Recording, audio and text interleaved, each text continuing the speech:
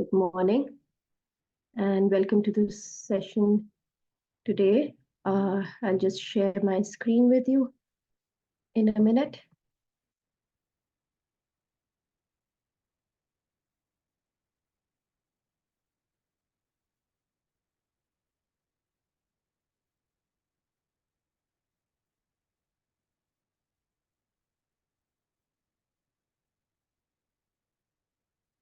Okay, so we're talking about the second learning objective, which is understanding strategies that are there to achieve quality in health and social care services.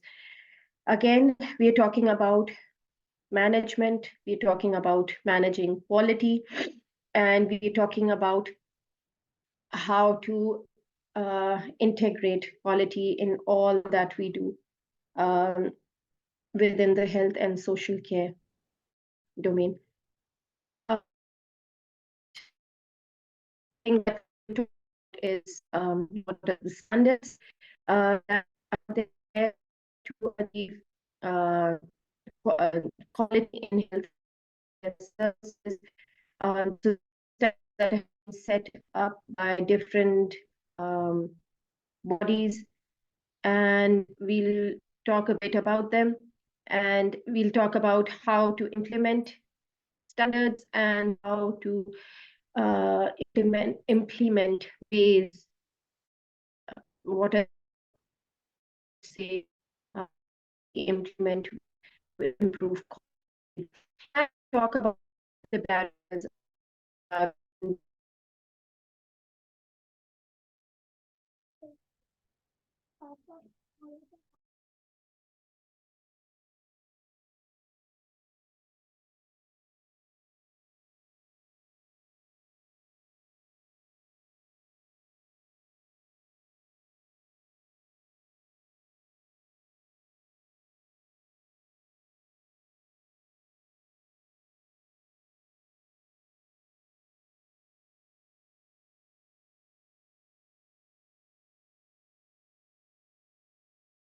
Okay, sorry for the internet interruption.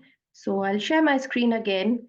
Yeah, so we were talking about implementation and then barriers. What are the barriers? So we have interagency working, we have legislation and policy, we have constraints on resources. We've talked about what constraints mean and how do we deal with limited resources. Organization structures and cultures, and staff performances. So we'll start with the key terminologies. So what is quality in health and social care services? So quality may mean, it may have different meanings in different organizations and different sort of setups. But what does it mean in health and social care services? So the first and foremost thing that we'll talk about is safe and effective care. So care that is delivered needs to be safe and it needs to be effective. No matter how much you're delivering, whatever you are delivering needs to be effective. So this means that you will be, there's a patient or all the patients will be accurately diagnosed and treated. There's some countries, especially the developing countries, there are only 34 or to 35% of the patients who get the correct diagnosis, which means if you're not being diagnosed correctly, you are ultimately you're not getting the proper treatment. So improper diagnosis means improper treatment. And improper treatment means retreatment. And again, a burden on the resources. So that's something that should come to your mind when you have, obviously, we have limited resources, but still we have resources that are a lot better than some developing countries. Yet we see that not being diagnosed properly, we have this problem prevailing here as well in the very most developed countries. So what's the reason? the most important reason could be not providing safe and effective care. And the care that is being provided is not of quality. So it has to be safe, it has to be on time. So that's whenever there's a patient who requires that treatment should be available at their doorstep. That is what is required, because if you can have, when we're talking about, okay, the developing countries, first and foremost, the developing countries, if they are doing a better job, they've got resources that are so much lesser than what we have, but still they're still doing, sorry, a better job. What is the reason? The main reason is research-based quality care. So they're working with the patients in a safe manner with those limited resources. They're working in a timely fashion. They're giving equity. They're integrating organizations. They're integrating quality within their healthcare. They're efficient, and they have people-centeredness as their core.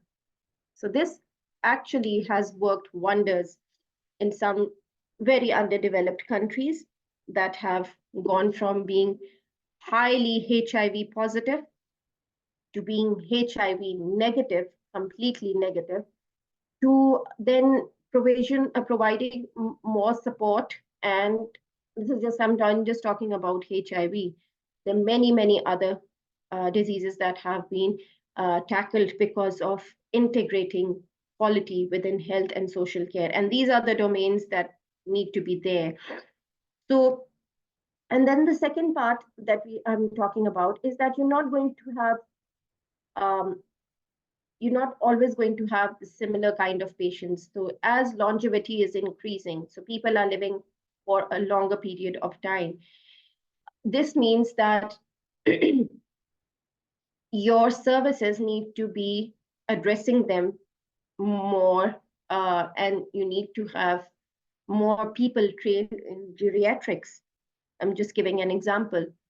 So if there are more babies being born in a country, let's say, I'm just again giving an example, you need more pediatrics there, you need more pediatricians there, you need more gynecologists there to tackle their problems. So it's always better not to have a tunnel vision and think very broadly out of the picture and think what's going to impact, how is the healthcare going to be impacted in, let's say, a decade's time. So we're not talking about just tomorrow or just today. We're talking about a decade after today. We never imagined COVID-19 was going to happen. Had we not had why did the systems cripple down? Because we were not prepared for it. But if we do prepare ourselves for, God forbid, another COVID-19, what do we have in hand to save ourselves and save humanity? So again, coming back towards our topic, so it has to be safe and effective. So it's accessible, it's flexible, and it's responsive services. So you have to have the flexibility because you not always have the same kind of patients. You're going to promote, protect, and improve health and social well-being. And there should be effective communication and information on both sides. So your stakeholders, you need to remember who your stakeholders are. You need to take on board all those stakeholders and think about how best are you going to communicate. Their language barriers, even if they're not language barriers, their cultural barriers, their socio-economic barriers. So all these have to be kept in mind, and the patient care should be of utmost priority. So it has to be people-centered. Quality care, it's the degree to which health services for individuals and populations increase the likelihood of desired health outcomes. So this is based on evidence-based professional knowledge, and this is critical for achieving universal health coverage. Universal health coverage actually is that everyone out there has the provision of healthcare, regardless of their their culture that they belong to, or their socio-economic status that they belong to, regardless of all other factors. They need access to healthcare is the prerequisite in universal healthcare. And then quality improvement in health and social care. It's a process of understanding how health or care service is running, how it performs specific activities, and how the outcomes of those activities are, how do you improve them? How do you assess that quality has improved? And again, quality means different in different obviously domains. So we cannot say the quality that you have in healthcare would mean the same as quality in any other industrial setting. So that needs to be taken care of as well. So let's watch a video on quality in social care and what do we mean by excellence. So if there was anyone in the classroom, I would have asked this question definitely, that what do they mean by excellence, but it's okay. Have a look at this video in a minute.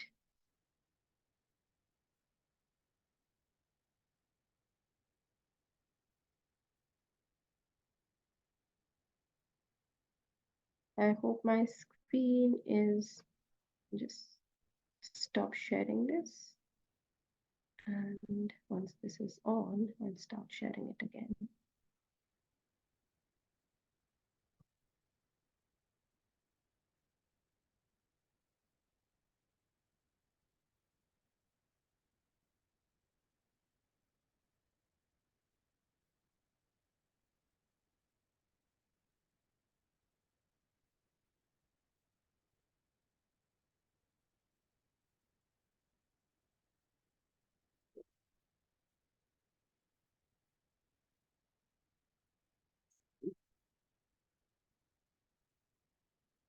A minute.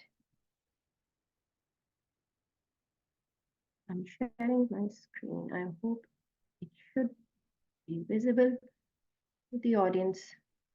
So this is, we are talking about what does excellence mean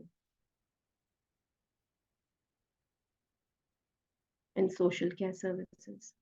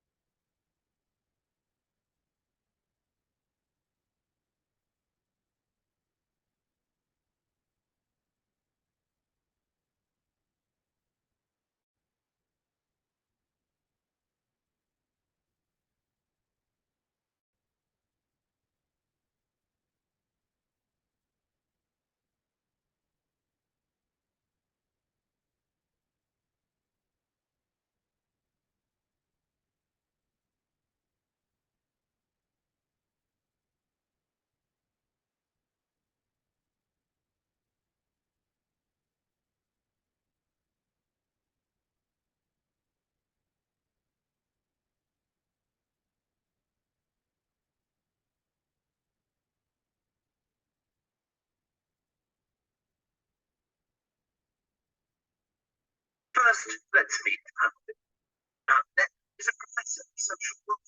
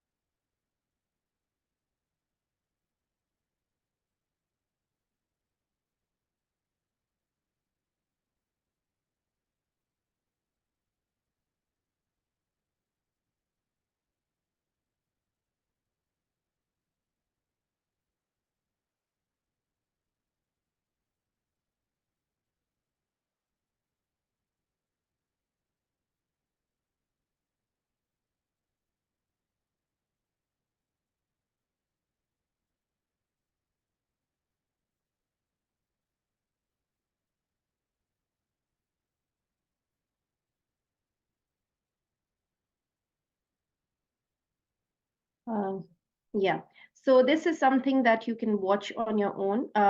From the first example, as we saw, how you can practice excellence. So it's a beautiful example where you're talking about you're giving that care to that patient, but at the same time, you're making sure that if that care is there, it should be of excellence. So everything that you're doing, you're improving quality, you're managing quality in health and social care. So they could have done it without any um, without this. They could have done it would have been easier for them uh, to just go without it, but they had this idea and they went forward with it. And as we can see uh, how good it was when they did go forward with it, and what a beauty it was. So you'll see a tremendous change in the patients, in their quality. When the quality is being improved, there's a proportionate increase in their health outcomes. And yes, if there are any questions, please let me know. You can always post them uh, in your emails, and I'm happy to take them.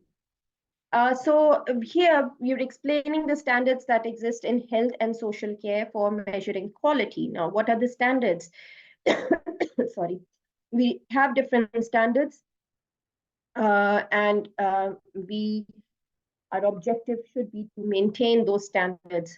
So it is very important to understand that sustainable goals and sustainable development should be our objective. So if we've achieved quality, that needs to be sustainable.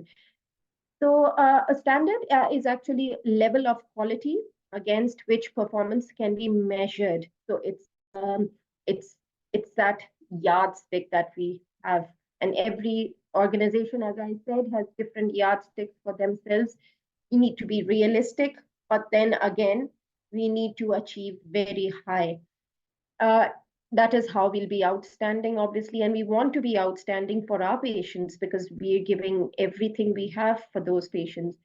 So it can be described as essential, um, and yeah, the absolute minimum to ensure safe and effective practice, or developmental. So that is designed to encourage and support a move towards better practice. So there's some things that are essential that have to be there. That's the bare minimum that has to be there, and without which you cannot practice. And then there's some things that are not essential, but still they're in the developmental process. So the quality standards for health and social care, they're contained in this document, which are classified as essential, this document. And then there are quality standards that set out priorities. These are for quality improvement in different sectors. So you have social care as well. So you can see these nice guidelines that are there for quality, for setting standards for quality in health and social care. So if you have these standards, you at least know where you stand. And if there's something that is essential and it's missing, then that's a big question on your performance.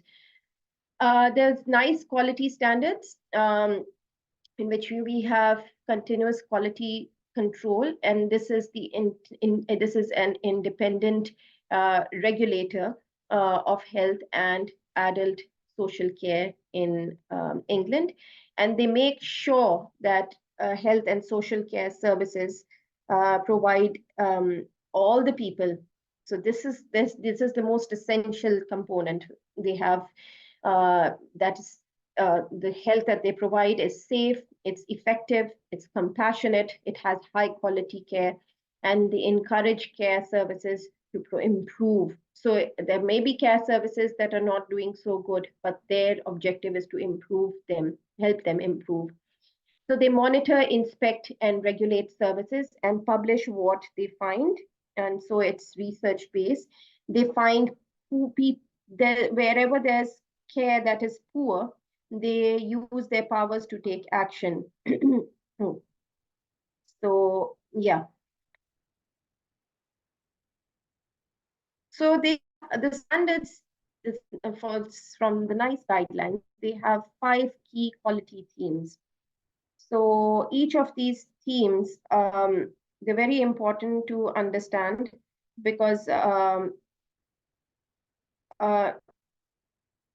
if you don't understand these quality themes, whenever we talk about themes, I'm trying to rephrase things to make it easier for you. So whenever we talk about themes, they're very broad.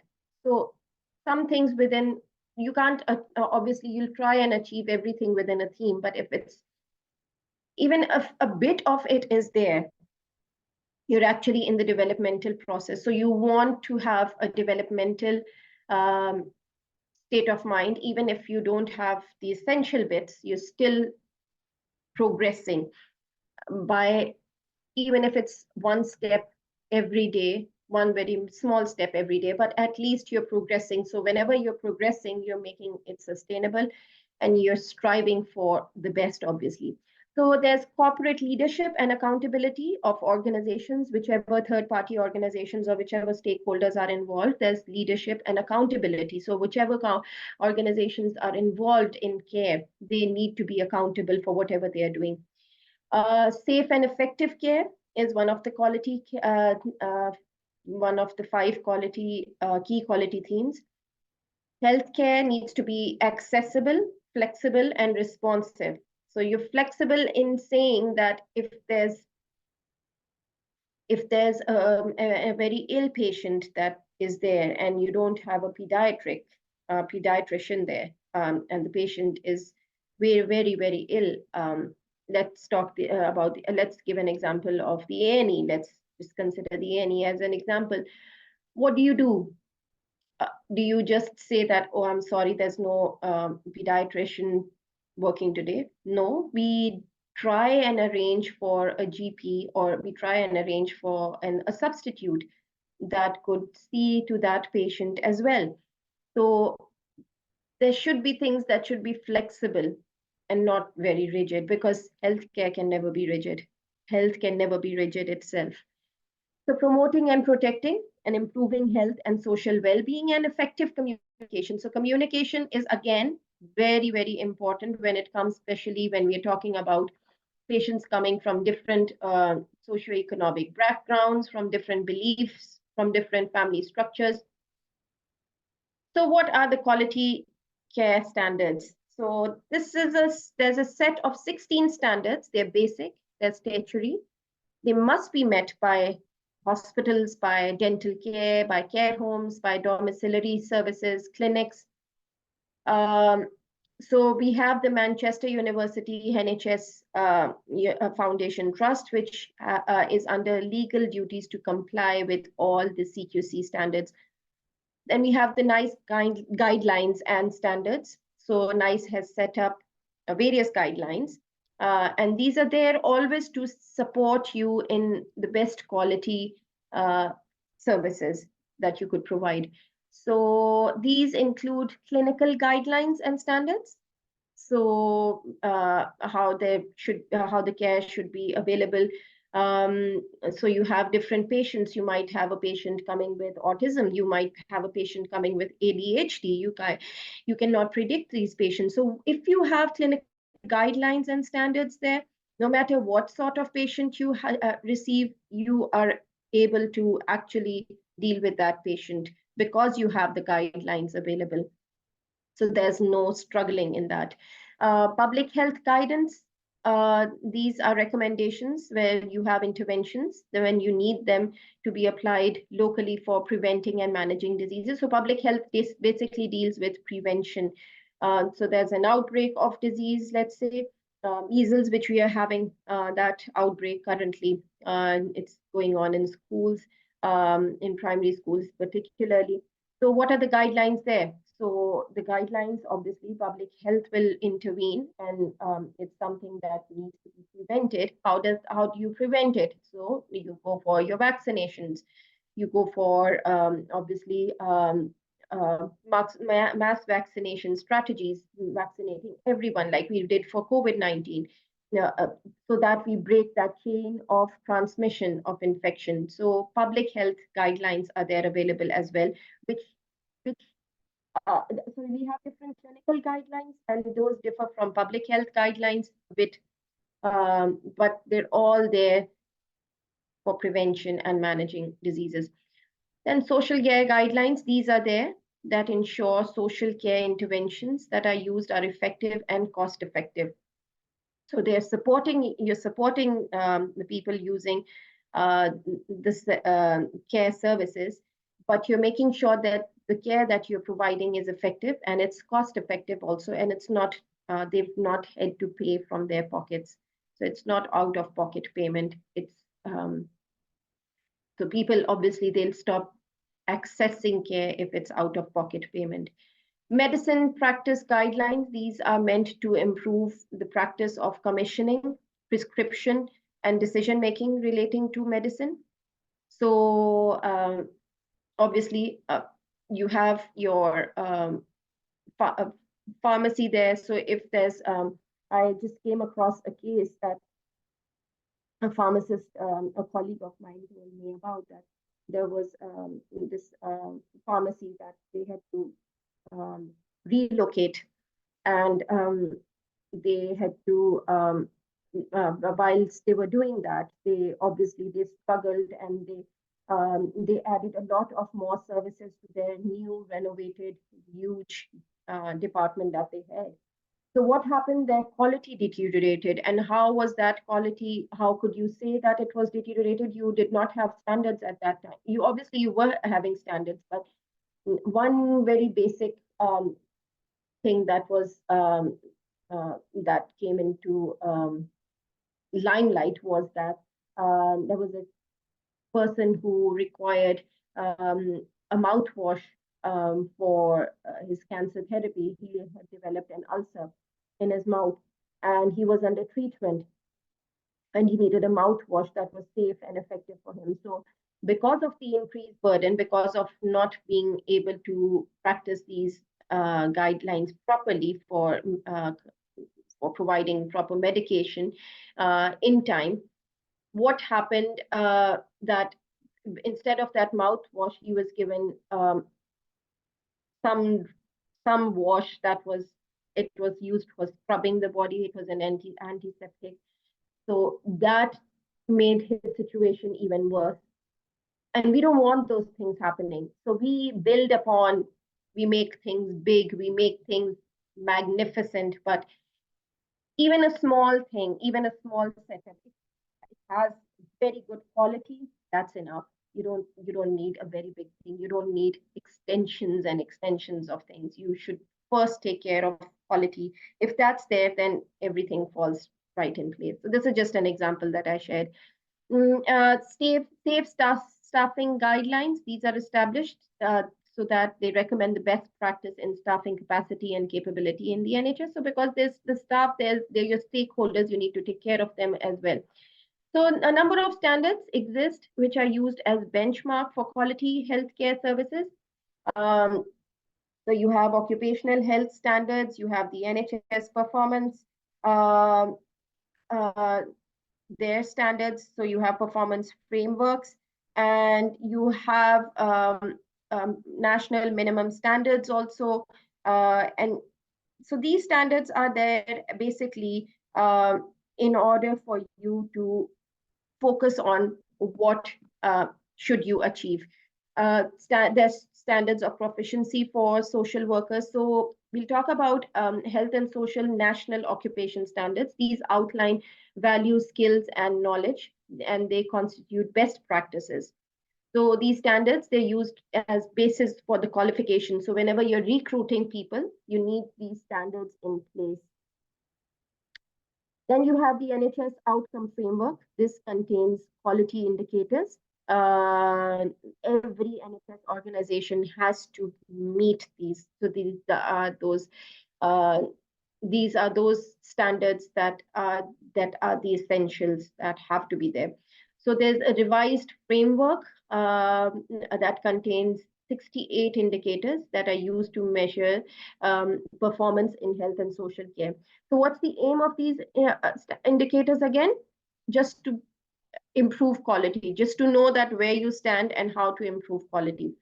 Then comes the national minimum standards that sets out the basic standards that must be met by various healthcare organizations whenever they need to operate.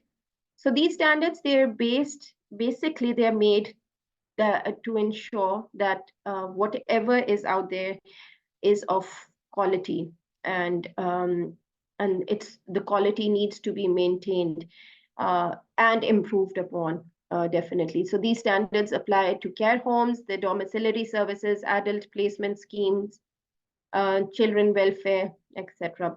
So there's some other standards also, and therefore obviously, when we are talking about stakeholders, we are talking about different stakeholders, and they're applicable to in health and social care services, is the standards for proficiency of social care workers.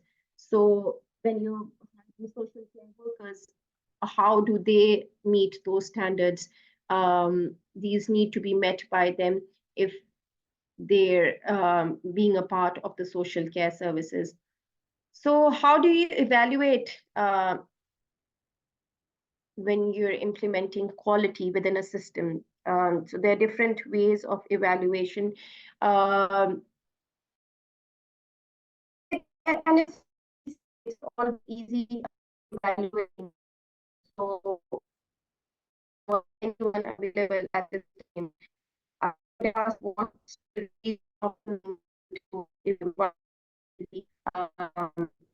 evaluation. So and since there's no one here available, so I'll still I'll give the answer. So so implementing quality system, it's not easy because you're excluding several things within the system, and you're including several other things. So there are a number of approaches that are there to give you quantitative assessment. So there are numbers that give you an assessment method. So numbers do justice in a way that we don't have a subjectivity towards a certain organization. So we're not saying that, oh, I really like this care home, or I really like this person, or I know this person previously, and we have very good relations, let's say, and I would like, even if the quality is low, I would still want this to go because I really like this person and we're very close to each other. So there's no subjectivity in it. There's no bias in it when you're assessing quality, because you're doing it for the patients, isn't it? You're doing it for the care service users. So you need to make sure that you're not biased in that. So when you're talking about quality, always quantitative assessment is the best method. So quality improvement, we'll talk about different ways how to evaluate it. So quality improvement, that's the first one. It's an approach which focuses on the processes that are there for care, and it emphasizes on standardization of these processes.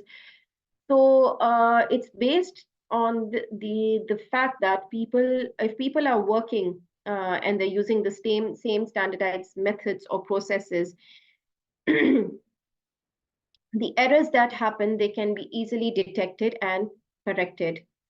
And it becomes very hard to detect errors when individuals work using their own ways. So if there's one way of working and there's a deviation in that, in anything, in the outcomes, then you know that where has it been deviated. But if there's a person who doesn't work on those set standards, or there's a set of team, let's say, that doesn't work on those set standards, then it's hard to know where the errors have happened and how those errors have happened.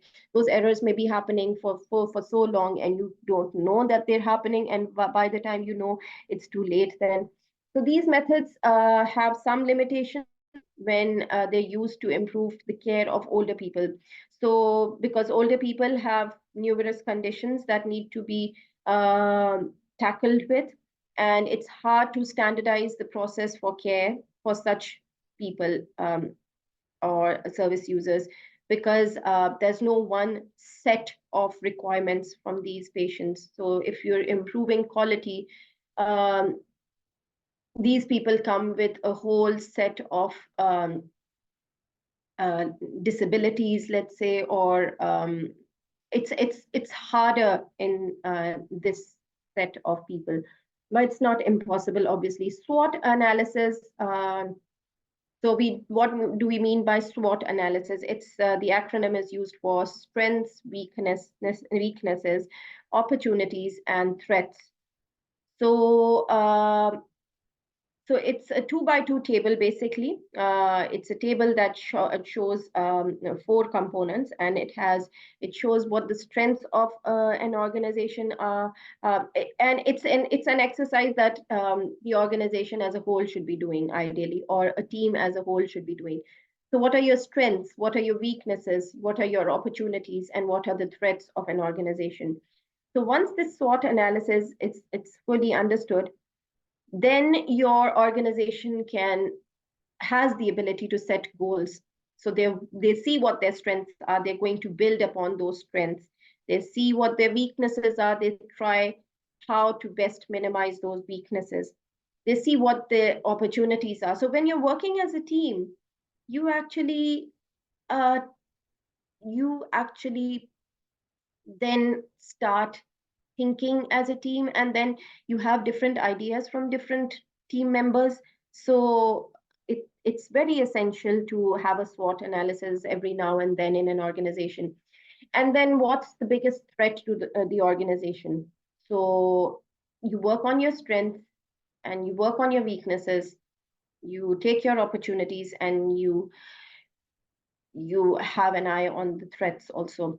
So at the same time, the organization, it sets goals and strategies in order to address the weaknesses and threats. This approach has helped identify the internal factors as well as external factors. So there may be threats within the organization or externally also, that may impact negatively on quality of care. So you need to have a very holistic and a very wide view of all these components. This again has some limitations, external as well as internal environment of health and social organizations. They keep changing. Again, as I said, everything changes, health changes. It may change even before the goals set are realized.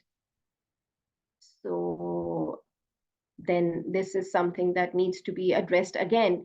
Within your SWOT analysis, you need to make sure that you know that these changes could happen and how would you deal with these changes before even developing these goals. Coming towards TQM, Total Quality Management, it's an approach of implementing quality. So it's as total quality, what it means is everything which is done is it's a 360-degree total quality strategy that's involved. So it focuses on continuous improvement of customer satisfaction. The customer is your all your stakeholders who are involved. This is by addressing the gaining commitment and participation of all the employees. The key component of total quality management is participation, it's commitment, focus on customer needs, continuous improvement, and flexible plans and goals. So there's Manchester University NHS Trust, a Foundation Trust, where they have TQM. This would be the most appropriate approach to improve quality of care. So the staff's commitment is there, and their participation is very much needed in the organization. So according to the CQC standards, staff's motivation levels were it was very low in 2014. This is again a threat if you assess this as the SWOT analysis, and this could negatively impact whenever you're trying to improve the quality of care. So you need motivated staff, and that motivation comes from different ways. So you need a reward system, in place, and you need to build on the strength of your own team members so that they give their best. They want to give their best. It's just not for, obviously, it's not going to only be for customer care. It's for them, it's for the staff as well. So the quality report by CQCN also noted that service user needs were not being met during busy times because it might be because the staff is unhappy. That is why they're not there during the most busy times. They're not there to give their most of their times to this objective of quality improvement. So you can see that where the loopholes are. The hospital also lacked an effective system of assessing the health and welfare needs of the social service users, and TQM focuses more on when there's service users and you're meeting their needs, and it's making the services available where they need it the most, and it should be timely. So what is TQM? So it describes a management approach, and it sees long-term success, and that is mainly through customer satisfaction. So TQM has been used in various organizations. It's not just healthcare. It's you can use it for supermarkets. You can use it for any other organization. So because you have customers everywhere, isn't it? So your customer needs to be happy and satisfied with the services that you're providing. So it's a management system. It's customer focused, and it involves all employees in continual improvement. So you're going to work upon the continuous improvement of your employees that then work efficiently towards the improvement of the system. So there are 8 principles of TQM that we'll talk about. So the first and foremost is definitely customer focused, where the customer has the main is the main obviously recipient, and that customer determines the level of quality. So you're setting your standards based on the customer care. It's all customer focused. So you're training your employees, you're bringing better staff, you're bringing better systems in place just to satisfy the customer. So and the customer tells you whether these are worthwhile or not, giving you proper feedback. Then the second component of total quality management is total employee involvement. So again, just keep your total quality management in your mind, that everything that is happening has quality improvement in it. So all the employees who participate in working in the setup are working towards a common goal. So that is obviously improved quality. So you're empowering them, and you're giving them all the necessary, their necessities are being met. So they have a good pay, they have a good leave coverage, let's say, because they need it. And if they're happy employees, they will work happily. They're not going to leave the organization. They're not going to go and find other better places to work. Work-life balance is high for them. So there's a high performance work systems. They integrate continuous improvement efforts, and self-management work teams are one form of empowerment also. So you're not working for them, they're working for themselves. So they're empowered and they know what's best for them. Then it's process-centered. So it's a fundamental part of total quality management, and it focuses on process thinking. So a process, actually, it's a series of steps that what has to come first will come first, and then the others, they follow. And they transform there's some suppliers that are internal and external, their inputs, and then how those are facilitate in the output. So outputs are obviously delivered to the customers which are internal or external. So these processes, if they have been scrutinized and they have been vigilantly seen for continuous quality improvement, you're then improving the quality at every step. Yeah. So, and then performance is measured continuously. There's continuous monitoring, so that there's if there's any unexpected deviation from what is expected, you know that has happened because of continuous monitoring and evaluation. An integrated system is very important. So an organization can have different functional specialities, but if they're integrated in some way, it makes it best for them to work. So what I'll do is I'll leave you to this this integrated system. Just have a look at this integrated system, and what I will do right now is that I'll come towards, so this is something that I would want you to study, read about, and then when we have our next class on Saturday next week, we can talk about what this integrated system is, and we can also talk about strategic and systemic approaches, continuous improvement, fact-based decision making, and communications. So I'll jump down to analyzing potential barriers to delivery of healthcare. So what do you think? Presidia, are you in the room? No, it's Rose. Hi, Rose.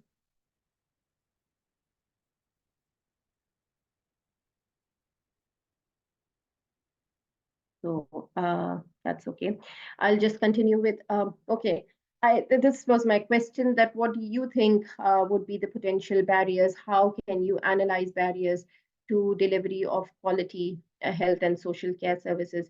So every system, they have certain barriers and certain facilitators. How do you assess what's a barrier, what's a facilitator, and how do you work upon those barriers? So so as we see, there's a study that was done there by Gordon et al. In 2013. Sorry, I was trying to say something and it cut me off. Good morning. Good morning. Yeah, that's okay. Yeah, we were just talking. I was just asking what potential barriers are there that exist while you're delivering quality health and social care. I joined in late, so I couldn't exactly That's okay. say. Yeah, no, that's fine. So the different researchers, obviously, that have been done in the in this field, and so there's some things that are facilitators and some things that are barriers. They're small barriers, they're larger barriers. So you need to know what those barriers are, obviously. And these, obviously, they hinder delivery quality and quality delivery to the service users.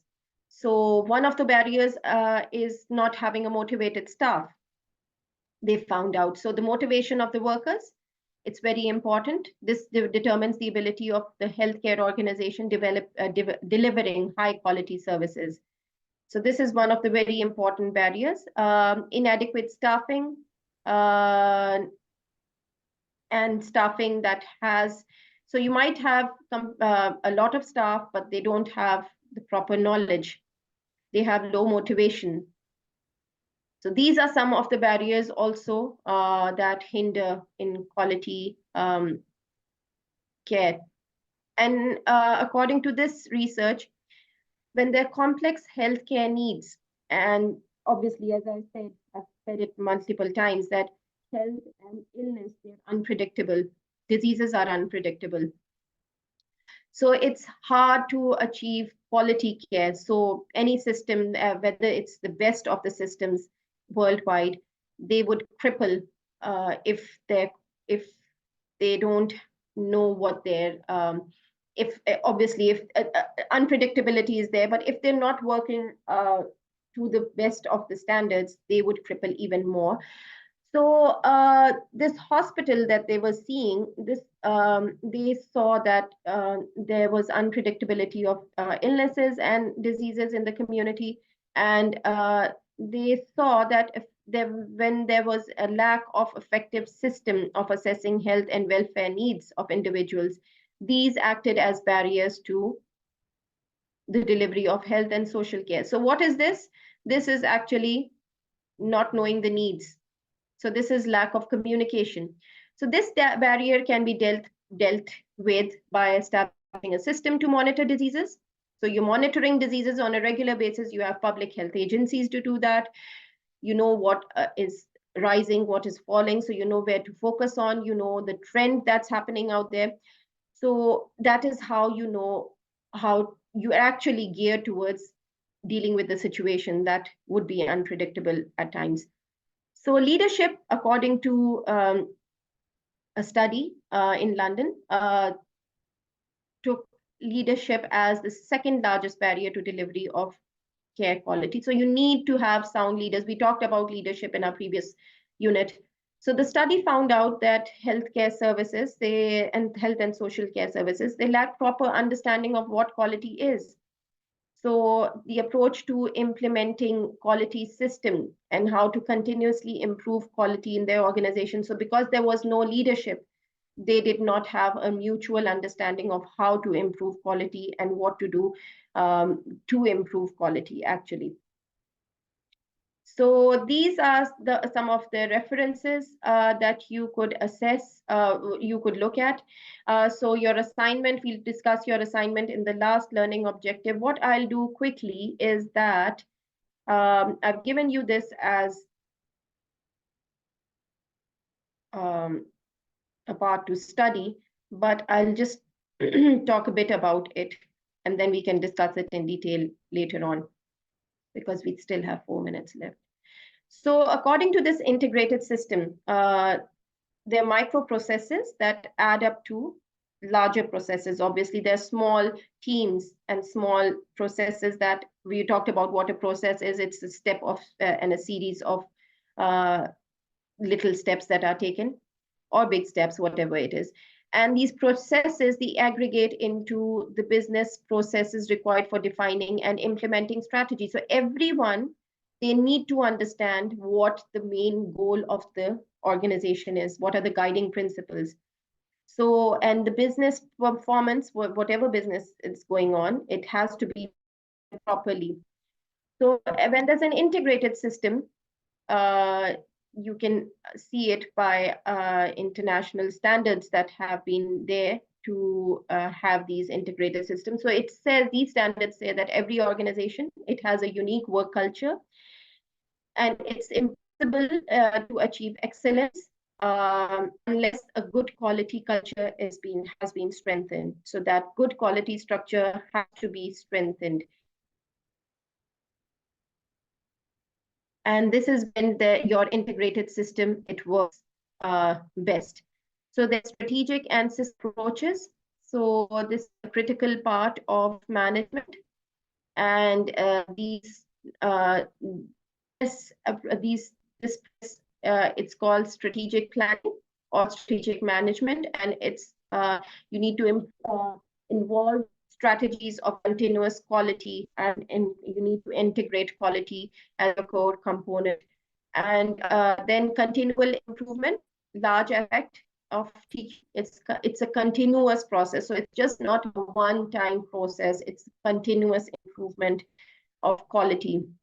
And then fact-based decision is basically using data. Whatever research you've done, whatever research is out there, you're using that data and that research in order to make improvement. So it's not work there research. You're going to see that and then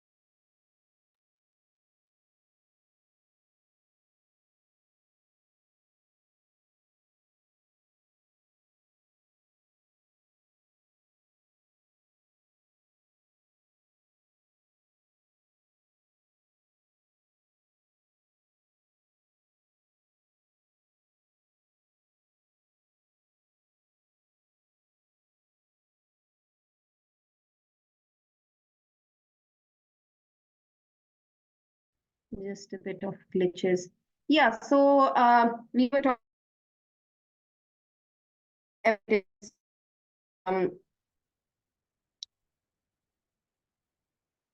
ways of improvement. And then communications is one of the last things that I'll talk about. So when there are times where obviously we've talked about how important communication is. So it plays a very important role in actually assessing what the requirements are and what are the main barriers and facilitators. So communication across board, it's just not with the service users, it's within the team as well. So that plays a very important role in quality maintenance and care provision. So that's it from my side. You will be getting this presentation and I have discussed in the previous yesterday's session on what would be required from you regarding your assignment. So please have a look at that document as well. It's on Moodle, available for you to access. And any questions, please email on this website. So I'll be happy to take them. So that's it from my side. Any questions for now?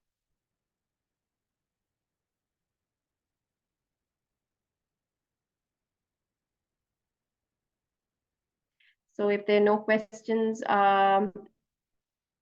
it is goodbye from my side. Have a nice day and have a nice week. Take care. Bye.